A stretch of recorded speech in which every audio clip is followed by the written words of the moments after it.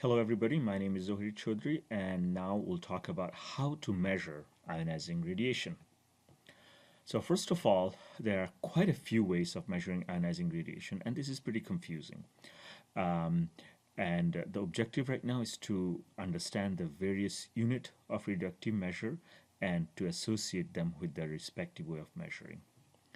So first of all, we have radioactivity, absorbed dose, effective dose or dose equivalent, and exposure. Four different ways of measuring radioactivity. What is the definition? So radioactivity essentially is the amount of radiation released by a material. That's radioactivity. It is measured in curie in the United States, that is known as common unit. So all of everything in here, it's the unit that is used in the US and it's known as a common unit. And SI unit, which is the new unit of measuring radioactivity, is becquerel. And the conversion between curie and becquerel is that 1 curie is 37 billion becquerel. So 1 curie, it's a lot of radioactivity. Absorbed dose. Definition: amount of radiation absorbed by an object or person. And it's measured in rad in the United States, and internationally it's gray. And 1 gray is 100 rad.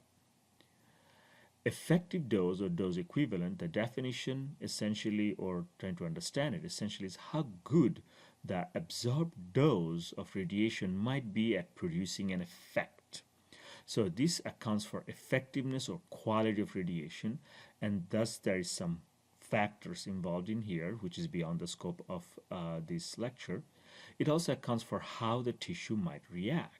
So this is the effective dosage or the dose equivalent, and is measured in REM or RAM in the US and sievert in internationally. And 1 sievert, again, it's 100 RAM. Finally, exposure is defined as amount of radiation traveling through the air that can cause the exposure, and is measured in Roentgen or Coulomb per kilogram, and 1 Roentgen is equal to 0.000258 Coulomb.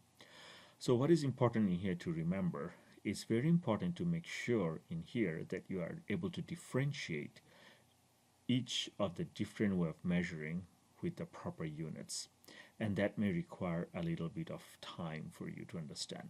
So what is radioactivity, what is absorbed dose, what is effective dose, and what is exposure, and how they're measured internationally and in the US. So effective dose, essentially, in here you can understand it slightly better. So the material's radioactivity is expressed in here, whereas the exposure is what is in the air.